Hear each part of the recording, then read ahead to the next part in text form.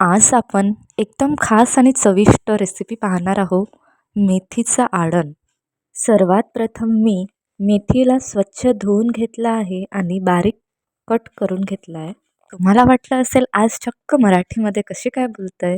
कारण मी महाराष्ट्रीयन आहे आणि सगळ्यात जास्त महाराष्ट्रामध्ये ही रेसिपी बनवल्या जातात. एका पॅनमध्ये मी थोडं तेल गरम करायला ठेवलं आहे. त्यामध्ये जिरं, मोहरी टाकली आहे.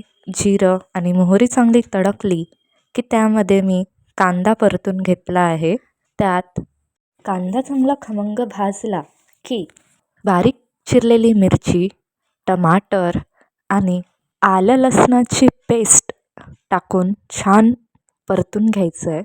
तोपर्यंत सगळं मिश्रण शिजत आहे तोपर्यंत मी एका वाटीमध्ये 1 चम्मच तांदळाचं पीठ आणि 2 चम्मच बेसन पाण्याने मिक्स करून घेतलं आहे. 5 मिनिट चांगले शिजू द्या. नंतर त्यामध्ये अर्धा चम्मच हळद, 1 चम्मच लाल मिरची पावडर आणि चवीपुरती मीठ टाकून घ्या. मसाले चांगले शिजले की त्यामध्ये बारीक चिरलेली मेथी टाकून छान मऊ होईपर्यंत शिजवून घ्या.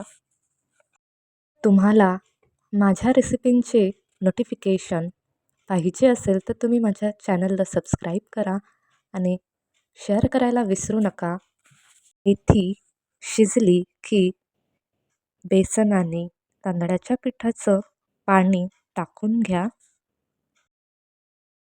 आणि एक उकळी येऊ द्या.